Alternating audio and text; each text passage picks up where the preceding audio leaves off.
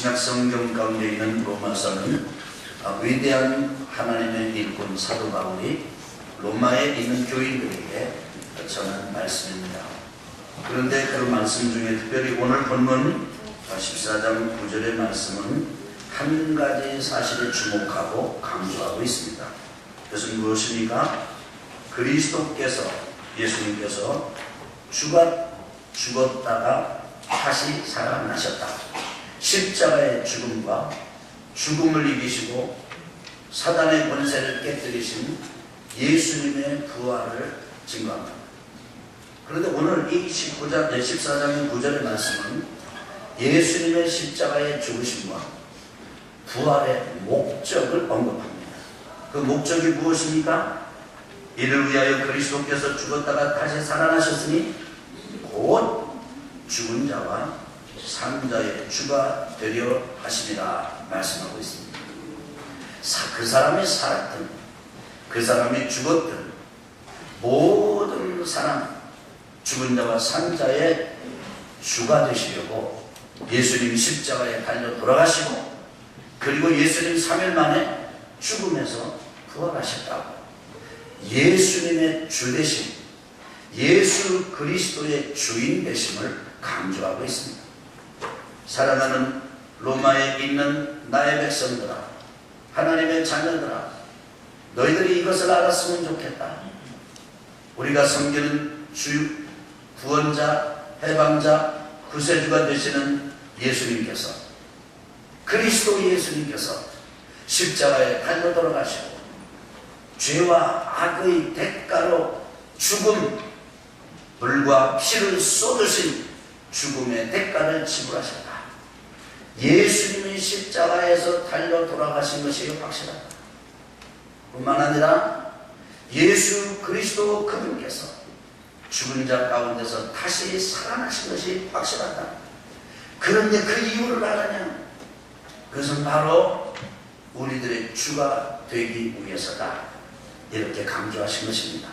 여기 주라고 하는 의미는 이제 큰 좀 여유가 있는 집에서 하인들을 쓰는데, 그 하인들을 마음대로 부릴 수 있는 그 집안의 주인이다, 이런 개념이 거기에 포함이 되어 있습니다. 자, 집에 그 집안의 주인이 하인을 썼다고 합시다. 두었다고 합시다. 그 하인을 부를 때 이 집의 주인은 별로 부담하지 않습니다. 한밤중에 자는 하인에게도 깨워서 오라고 부릅니다. 피곤해서 쉬는 하인에게도 오라고 부릅니다. 언제 하시라도 주인이 부르면 가는 존재가 하인이고, 그 하인과 같은 사람들을 다스리는 그 집안의 주인과 같은 권세와 권리를 가진 존재가 있는데, 바로 그 집안의 주인인 것처럼 예수 그리스도께서 모든 죽은 자와 산 자의 주인이 되신다, 이렇게 말씀하고 있습니다. 사랑하는 성도 여러분, 오늘 성령께서 여러분과 저에게 가르쳐주는 진리가 있습니다. 그것은 여러분과 저를 향한 강력한 도전입니다. 여러분과 저의 주인이 누구인가? 나는 누구이고, 나는 어디에 와서 어디에 있으며 어디로 가는가? 나는 누구이고, 내 인생의 목적은 무엇이며 내 인생의 가치는 무엇인가? 통찰하고 성찰하면서 궁극적으로 주인을 바꾸라고 도전하는 것입니다. 우리는 그동안에 내 인생의 주인은 나다라고 노래했습니다. 주장했습니다. 누군가 우리에게 무엇인가 간섭하고 개입하면 당신이 무슨 권리로 나에게 개입하느냐? 무슨 권한으로 간섭하느냐? 당신은 당신의 삶이라 잘 챙겨라. 나는 내 인생 내가 책임진다. 우리는 그렇게 많이 말을 해봤습니다. 심지어는 부모님이 자녀들에게 얘기할 때도, 부모님은 부모님의 인생을 사는 것이지 왜 나를 가지고 이래라 저래라 합니까? 이렇게 많이 얘기했습니다. 어린 자녀들도 자기 인생이 자기 거라고 생각하기 때문입니다. 그래서 이 땅에서는 전부 주인이 자기예요. 하나님 오늘 말씀하십니다. 성령께서 오늘 여러분과 저를 놓고 하고 계십니다. 사랑하는 내 백성들아, 나의 아들들아, 나의 딸들아, 그동안 너희들은 너희들의 인생의 주인 노릇을 많이 했다. 그러나 너희가 나를 믿고 나를 주님으로 주인으로 영접하고, 그리고 내 이름으로 하나님 앞에 돌아가 회개하고, 너희들이 회개하고 너희들의 죄사함과 용서를 믿음으로 받아들이고, 그래서 하나님께로 나가는 하나님을 아버지로 섬기는 자녀의 삶이라는 게 뭔지 아느냐? 바로 주인을 바꾸는 것이라. 내 인생의 주인을 바꾸는 것이라. 내 목숨의 주인, 내가 담고 있는 이 육신의 주인, 내 마음의 주인, 그리고 내 영혼의 주인, 내 인생 통째 주인을 바꾸는 것이다. 내가 주인 노릇했다면 이제는 내 아들 예수가 너희들의 주인이 되도록 바꿔야 한다. 바로 그것을 위해서 그리스도 예수가 죽었다가 다시 살아났느니라 오늘 이렇게 말씀하십니다. 그렇기 때문에 여러분과 저는 양당간의 선택을 해야 됩니다. 내가 이 땅에 살면서 내 인생은 여전히 내 주인, 내가 주인이다 이렇게 하고 살 것인가, 아니면 예수님이 나의 주인이다 이렇게 고백하고 이렇게 살 것인가 선택하셔야 됩니다.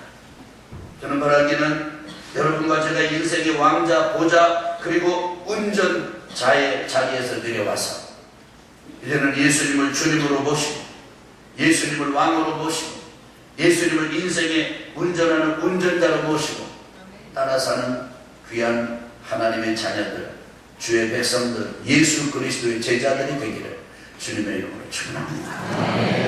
그러면 예수님을 주님으로 모시고 산다는 삶의 의미는 무엇입니까? 그것은 예수님을 따라 사는 것을 말합니다. 예수님께 순종하는 것을 말합니다. 여러분과 제가 예수님에게 순종하는 삶을 살려면 세 가지 영역에서 선택을 해요. 첫째는 생각의 영역에서 선택을 해요.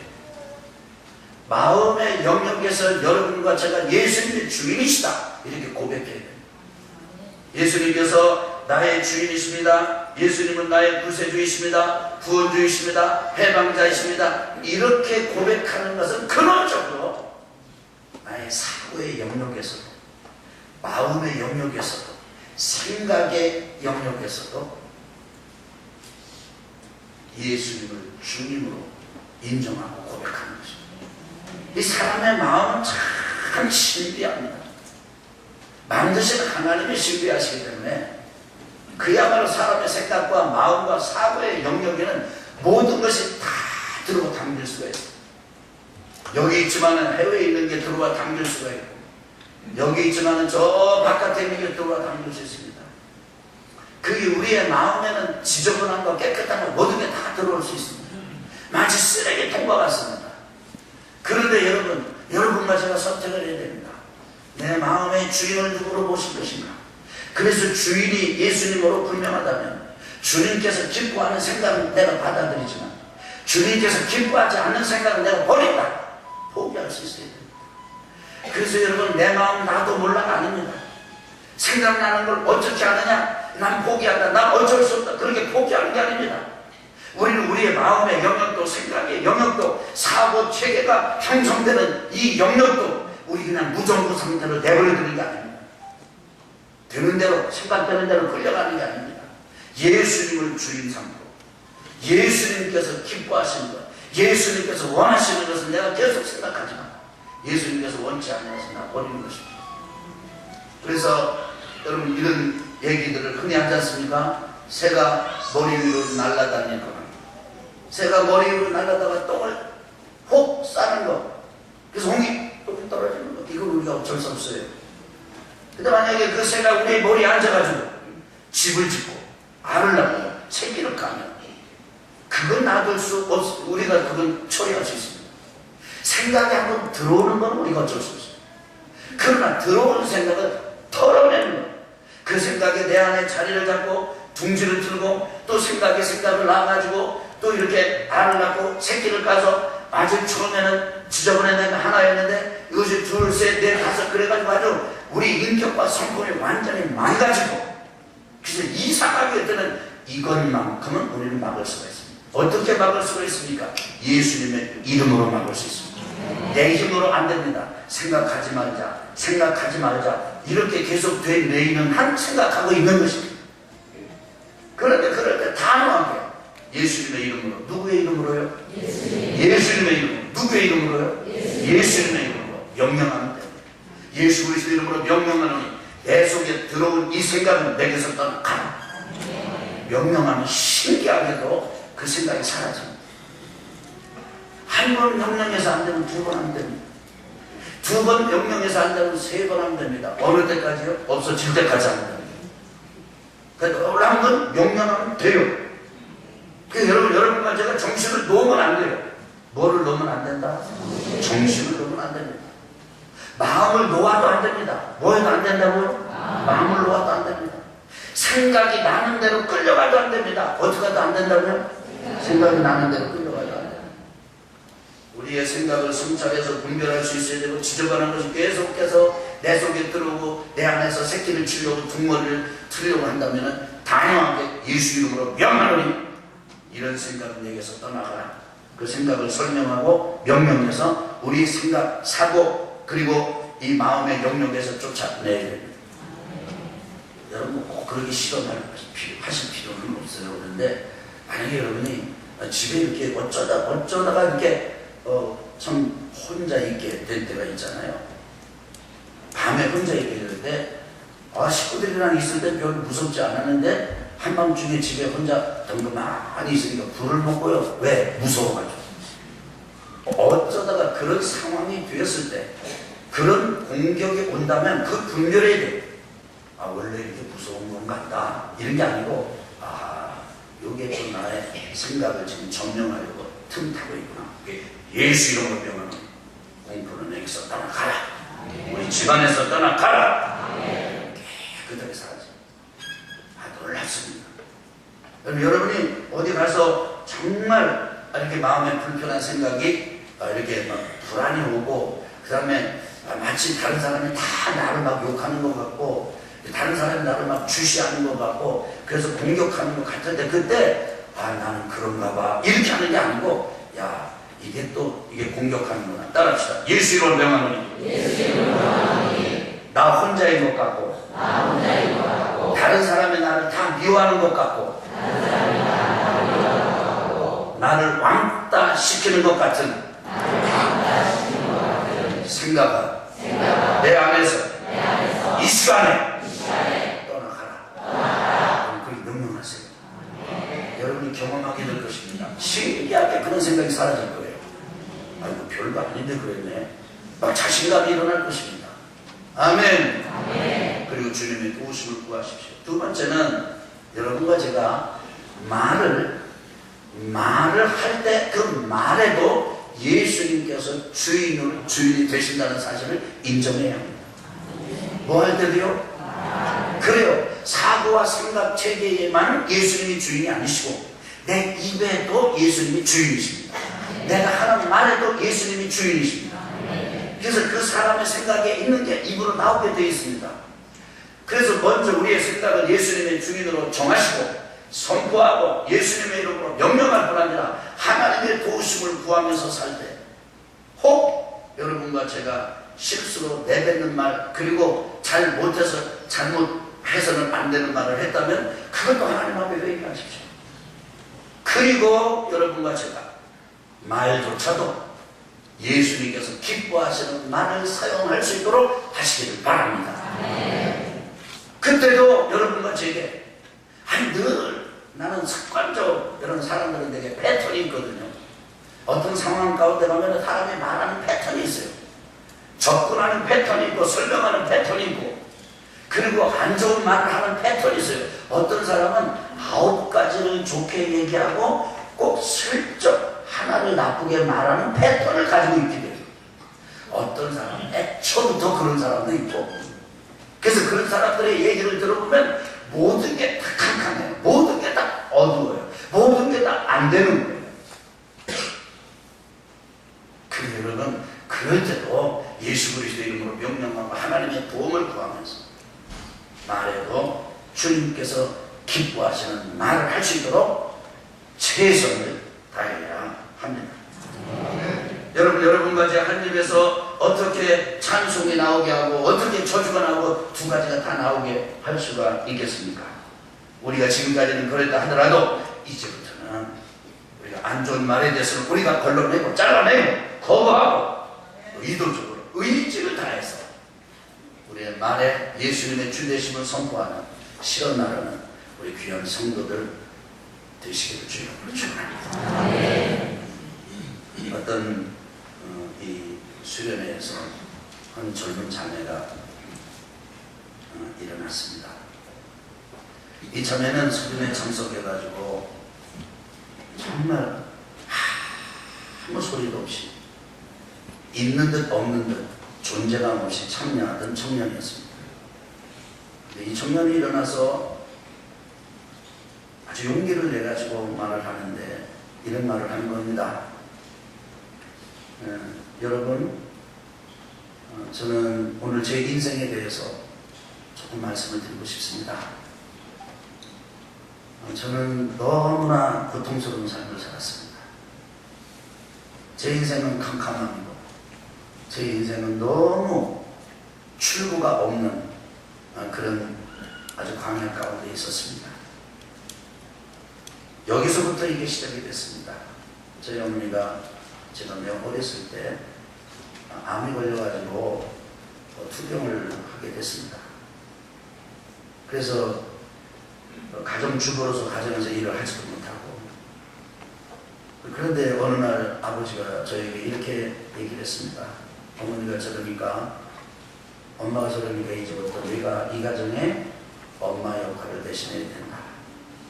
그래서 저는 제가 청소하고 빨래를 하면 되는 건 줄 알았습니다. 그런데 어느 날 아버지가 나를 침대로 불렀습니다. 거부하는 저에게 아버지가 이렇게 얘기를 했습니다. 이것도 엄마 역할을 대신하는 것이란다. 아니에요, 아니에요. 아빠 이럴 수는 없어요. 그런데 아빠가 너무 무서웠습니다.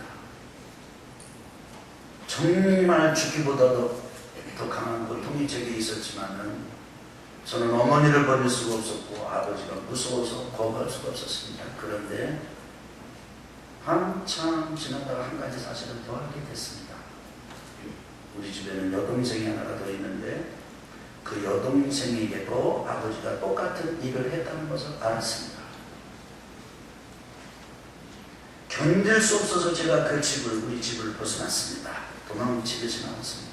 그것도 제게는 얼마나 큰 용기가 필요했는지 모릅니다. 나는 다시는 그런 삶을 살지 않으리라. 나는 내가 결단하고 그런 생활로 돌아가지 않으리라고 결단했지만 어느새 내가 먹고 마시는 것은 마약이고 술이고 세상이 못된 것이었습니다. 그리고 저는 몸을 함부로 굴리기를 시작했습니다. 내 평생 소원이 무엇인지 아십니까? 죽는 겁니다. 죽으면 끝나는 거지. 죽으면 내가 벗어나는 거지. 내가 몸이 죽으면 죄로부터 자유하게 되는 것이지. 그래서 죽으려고도 여러 번 했습니다. 그러면 어느 날 내 친구가 저를 교회로 안내했습니다. 제가 교회 예배에 참석했습니다. 저는 찬송을 할 수도 없었습니다. 왜냐하면 내 마음이 기쁘지 않았기 때문입니다. 찬송할 만한 상태가 아니었습니다. 저는 설교도 들을 수 없었습니다. 목사님의 설교가 제게는 너무나 헛되게 여겨졌기 때문입니다. 한 사람의 죽었다. 한 사람이 인류의 죄와 악의 대가를 죽음으로 지불했다. 바로 여러분의 죄와 악의 대가를 예수라는 사람이 하나님의 아들로 오셔서 이 땅에서 죄와 악의 대가를 지불했다. 그러니 여러분은 자유다. 여러분은 죄를 이길 수 있다. 그러나 저는 받아들일 수 없었습니다. 어떻게 내가 지은 그 죄, 내가 경험한 그 죄로부터 내가 깨끗해질 수 있단 말입니까? 그건 그렇게 쉽게 깨끗해지는 게 아닙니다. 너는 죄가 없다 그렇게 말한다고 해서 내가 경험하고 살아왔던 건 이건 없어지는 게 아닙니다. 나는 도리질을 했고 받아들일 수가 없었고 그리고 저항했습니다. 그런데 저항하면서도 저는 마치 자석에 끌려서 쇠구치가 끌려오는 것처럼 정말 나도 알 수 없는 힘에 끌려서 예배 계속 참석했고 여기 수련회까지 왔습니다. 여기 수련회에서도 똑같은 이야기를 들었습니다. 하나님이 사랑하신다. 하나님이 사랑의 증거로 한 아들을 보내셨다.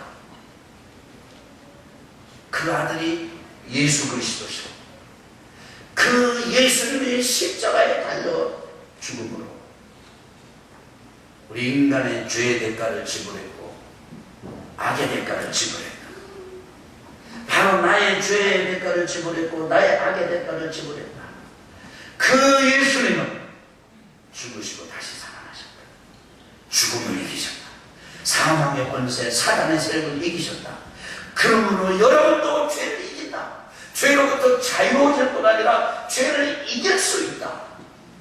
똑같은 메시지를 들었습니다.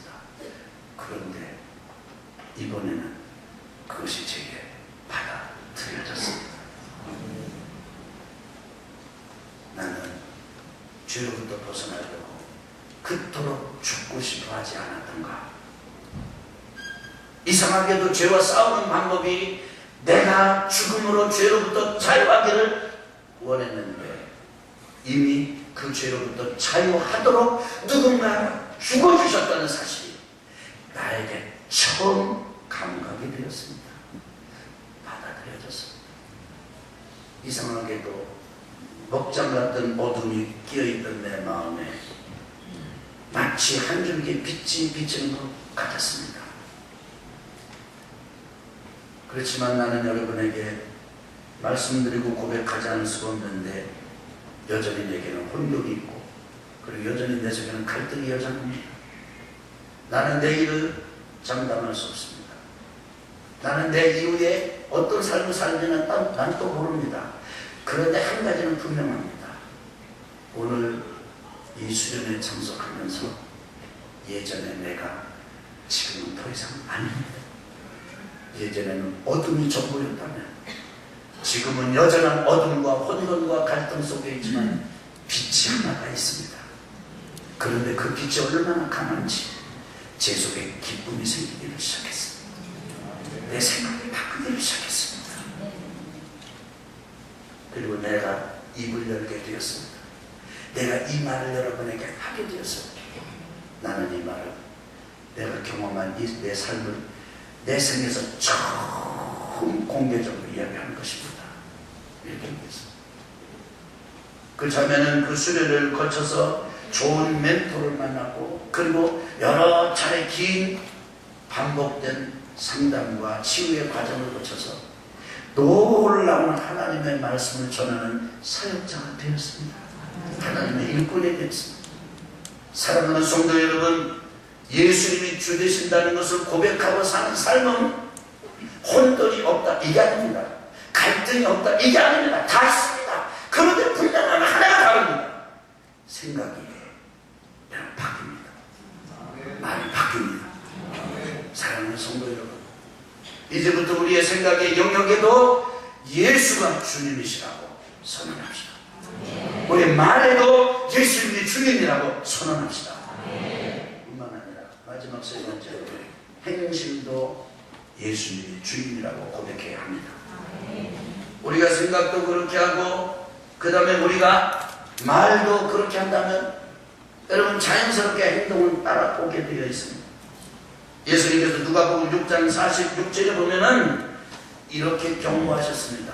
여러분 한번 따라해 보실까요? 너희는 다시 한번 너희는 나를 불러 주여 주여 하면서도 어찌하여 내가 말하는 것을 행하지 아니하느냐.